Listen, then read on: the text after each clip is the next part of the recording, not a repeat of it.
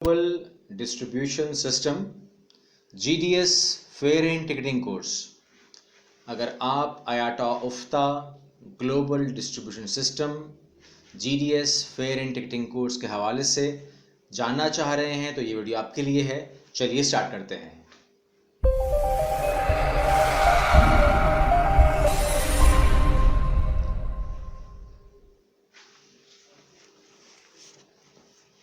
अस्सलाम वालेकुम, मेरा नाम कैसर है और आज हमारा जो वीडियो है वो है global distribution system GDS IATA उफ्ता के हवाले से। और ये एक IATA की ट्रेनिंग है जो वर्ल्ड वाइड अवेलेबल है। दुनिया भर से तमाम लोग ही इसको कर सकते हैं और जब ये इसको अटैम्प्ट करते हैं तो इसकी जो भी जो पावर मानी जाती है दुनिया भर में, जो अगर आप सर्टिफिकेशन जो है वो इशूड बाय IATA है, issued by IATA Montreal office से इशू होता है, तो इसकी पावर सेम मानी जाती है।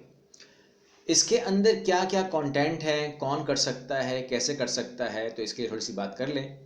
लेकिन आज ये वीडियो बनाने का मेरा मकसद क्या है, मैं आज इस वीडियो क्यों बना रहा हूँ। मेरे ज़िम्मे तकरीबन 15 वीडियो थी जो कनाडा के हवाले से मांगी गई थी और मुझे उस पर काम करना है।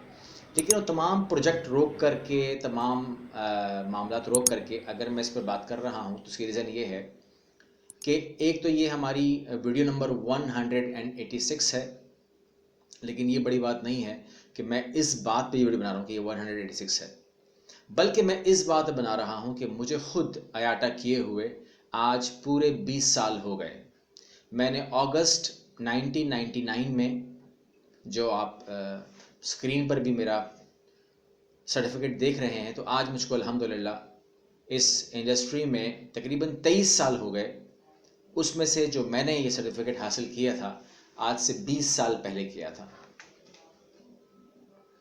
और ये सिलसिला यानी कि ये सर्टिफिकेट ये प्रूफ देता है कि आज भी मैं इस इंडस्ट्री से ही मुंसलिक हूँ। मैंने किसी भी मौके पर, अपनी ज़िंदगी के किसी मौके पर भी अपनी जॉब को चेंज नहीं किया।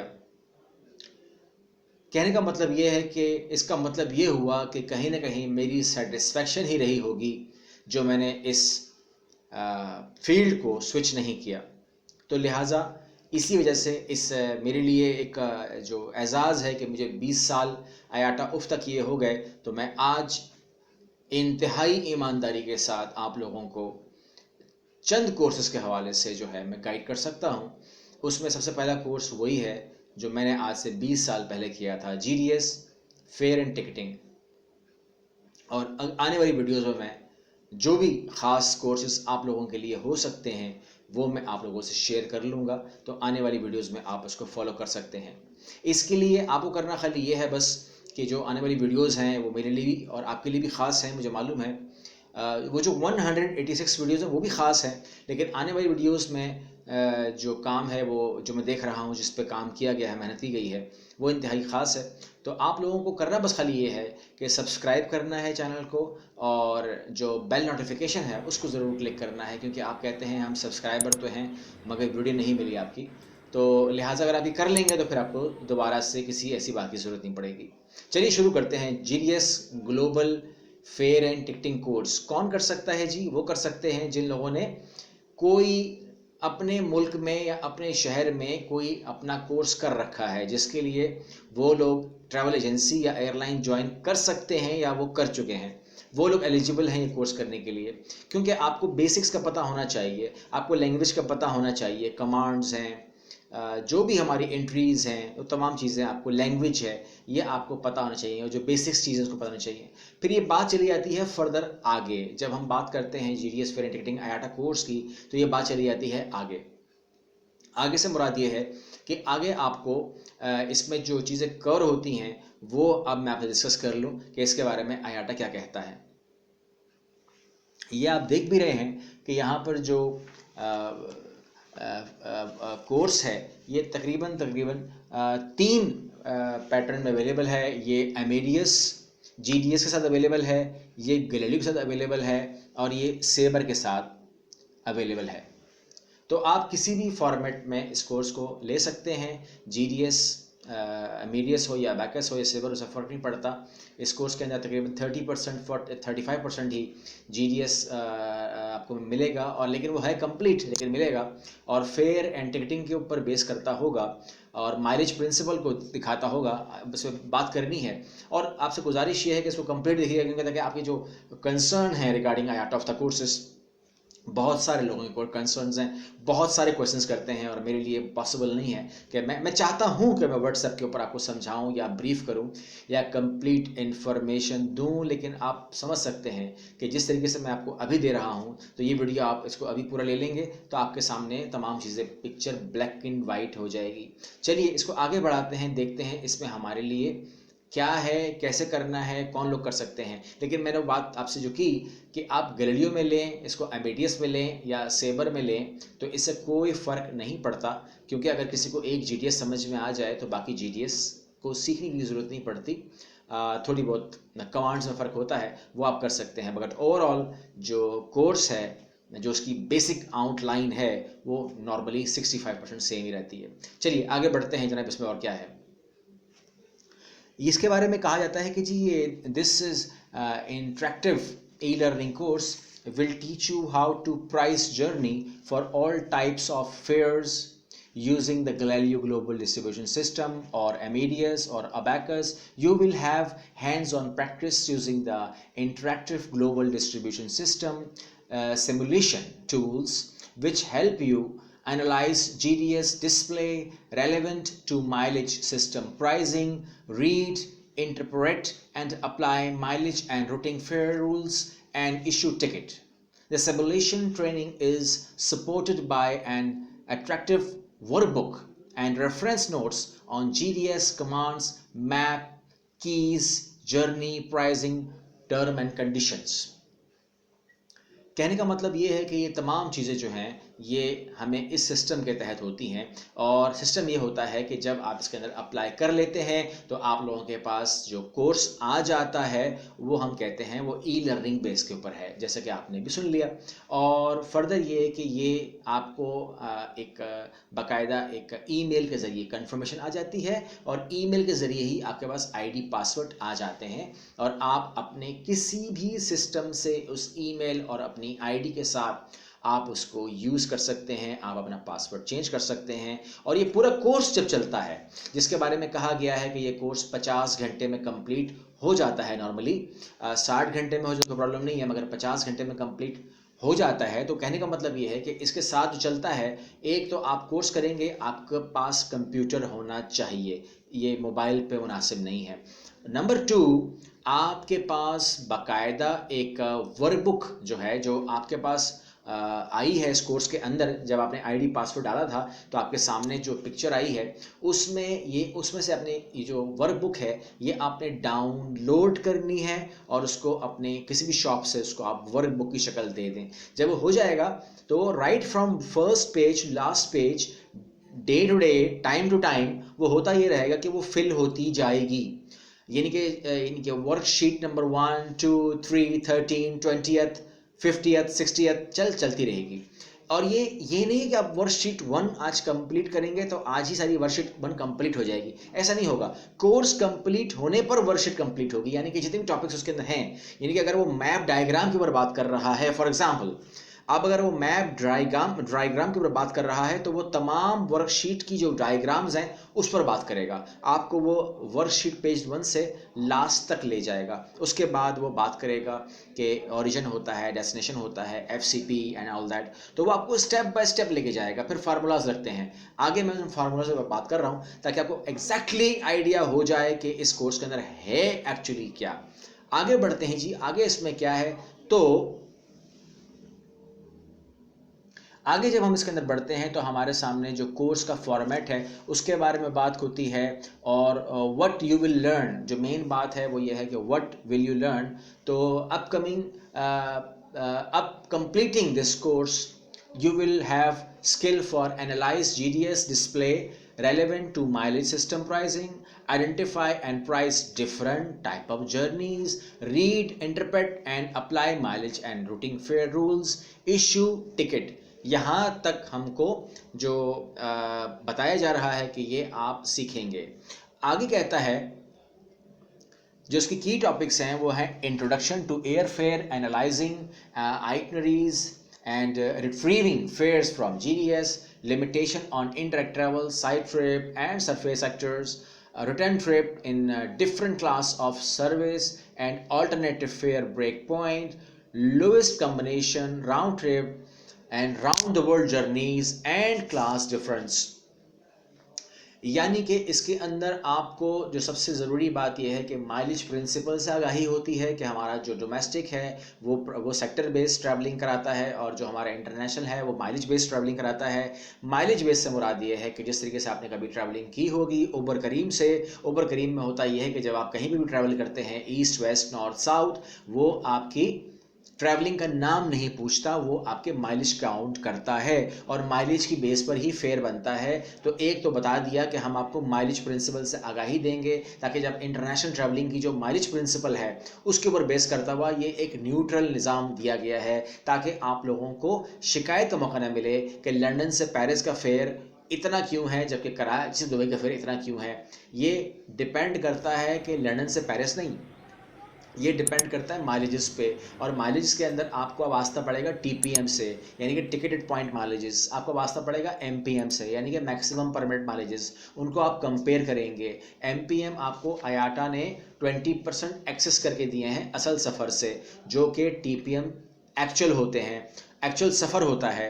तो आपको इसलिए ज़्यादा दिए गए हैं ताकि जब आप उसमें सफ़र करें और इनडायरेक्ट ट्रैवल करें तो वो कवर हो जाए, ताकि आपके ऊपर कोई सरचार्ज ना लगे। लेकिन अगर सरचार्ज लगेगा तो हमको आयाटा उफ्ता सिखाएगा कि उस पर EMS कैसे लगता है और क्यों लगता है।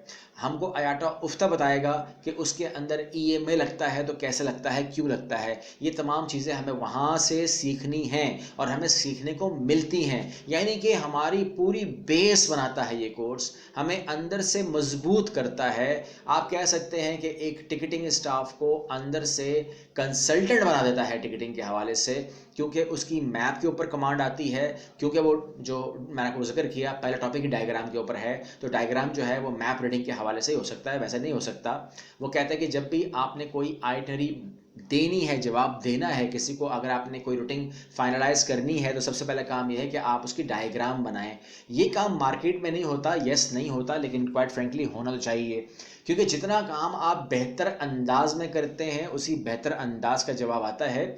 और दूसरी बात यह है कि अगर आपको आयाटा करना है तो आपका स्टैंडर्ड भी वो वाला होना ही चाहिए, और वो वाला हो जाता है तो आप लोगों को करना चाहिए। अब ये जो स्टाफ है उसे करना चाहिए, जो हमें आगे बात करें तो फिर अगर आप ऑनर हैं, अगर आप CEO हैं तो जनाब वाला आपको भी करना चाहिए, आप लोगों को करना से चाहिए, क्योंकि अगर स्टाफ, अगर मेरा बॉस आयाटा उफ्ता है तो मैं सोच के ही बात करूंगा, क्योंकि मैं नहीं कह सकता कि सर आपको नहीं पता। बॉस को सब पता है, क्योंकि बॉस ने आयाटा उफ्ता किया हुआ है, वो एडवाइस भी दे सकता है। आगे चलते हैं जनाब, आगे इसमें क्या है, तो इसमें जो हमारे पास आउटलाइन की अगर हम बात करें तो मैंने आपको आउटलाइन के बारे में बताया। आगे बात करते हैं तो हम कहते हैं कि जी कौन कर सकता है, who should attend this course is recommend for airline fare desk agents, travel agents, airline ticketing agents, business process outsourcing, BPO and call agents. ये तमाम लोगों को करना चाहिए, और ये तमाम लोगों को करने के बाद जो सर्टिफिकेट अवार्ड होता है वो मॉन्ट्रियल कनाडा से इशू होता है, और वो आपको इनकी ही बताई हुई बॉडी के सामने देना पड़ेगा, यानी कि यहाँ पर जो भी वोट पड़ेगा वो उनका ही दिया हुआ होगा। आपने हमारे इंस्टीट्यूट में बैठ के एग्ज़ाम नहीं देना। पहली बात। दूसरी बात यह है कि हम कहते हैं ना, एक ही सफ में खड़े हो गए महमूद और अयाज, ना कोई बंदा रहा ना कोई बंदा नवाज। तो कहने का मतलब ये है कि अब आपने किस इंस्टीट्यूट से आपने कोर्स किया है, ये मामला अब हो गया ख़त्म। अब महमूद और अयाज एक साथ बैठेंगे, एक साथ पेपर देंगे और आयाटा को देंगे, और इसका फैसला आयाटा करेगा कि पास कौन हुआ, महमूद या अयाज। आगे चलते हैं जनाब। इसमें जब हम आगे देखते हैं तो हमें नज़र आता है कि एक्चुअली इस कोर्स का जो एग्ज़ाम इन्फॉर्मेशन है वो हमसे कहती है कि प्लीज़ रीड जर्नल इन्फॉर्मेशन और partner thought self study exams and check the course edition list for exam with booking your exam method क्या है जी, ये आप ऑनलाइन भी कर सकते हैं और रिमोट सुपरविजन के साथ, और आप इसको जिस तरीके से आपको मैंने बताया कि आप इसको जाकर भी दे सकते हैं, यानी कि फिजिकल एग्ज़ाम भी होता है। और एग्ज़ाम फॉर्मेट जो है ये किस किस्म का होता है जी, ये होता है मल्टीपल चॉइस क्वेश्चन। और अजीब बात यह है आप लोगों के लिए, क्योंकि आप आदी नहीं हो इस फॉर्मेट के, लेकिन इसको हम कहते हैं ओपन टेक्स्ट बुक, यानी कि जो भी आपने वर्क बुक भरी है वो आप लोगों को साथ लेके भी जानी है, and you can use that work book. Number of questions कितने होते हैं जनाब, तो भाई वो होते हैं 100। टाइम कितना आपको देंगे एग्जाम देने के लिए, वो देंगे आपको 3 घंटे। परसेंटेज कितनी पास करने के लिए लाएं, तो वो है 60 आवर्स। आपको सही जवाब तो देने ही पड़ेंगे, और अगर डिस्ट्रिक्शन चाहिए तो फिर 85% तो मार्क्स ले आओ। और जितने एग्ज़ाम आप अटैम्प्ट कर सकते हो ये हैं आपके 2, यानी कि आप अगर पहला एग्ज़ाम देते हो तो वो आपको पास करना ज़रूरी है। खुदा ना खास्ता अगर पास नहीं होता तो आपको अगला मौका दिया जाएगा, वो इस फीस के अंदर शामिल होता है, और आप सेकंड एग्ज़ाम भी अपना दोगे। लेकिन क्या करें कि अगर उसका सेकंड एग्ज़ाम अल्लाह ना करे फेल हो जाए, तो उसको अगर थर्ड एग्ज़ाम की ज़रूरत पड़ जाए, जो कि नॉर्मली हुआ नहीं है आज तक। मतलब मैंने अपने 20 साल कैरियर में हज़ारों स्टूडेंट्स को आयाटा करवाया होगा, लेकिन मेरे सामने थर्ड एग्ज़ाम की बारी नहीं आई। लेकिन अगर आ जाए तो क्या होगा, तो फिर होगा ये कि उसको एग्ज़ामिनेशन फ़ीस पे करनी पड़ती है। ये होता है जनाबे वाला। और फर्दर ये कि अगर हम आगे चलते हैं तो फिर इसमें क्या और हमें मिलता है, हम आगे देखते हैं इसको जनाबे वाला। इसमें जो सब्जेक्ट एरिया की बात हो रही है, फील्ड रिलेटेड कोर्स क्या है, तो सिंपल सी बात है, ट्रैवल एंड टूरिज्म है, एंड फेयर एंड टिकटिंग है। एग्ज़ाम कितनी बार होता है, तकरीबन साल में 6 दफ़ा इसके पेपर्स होते हैं।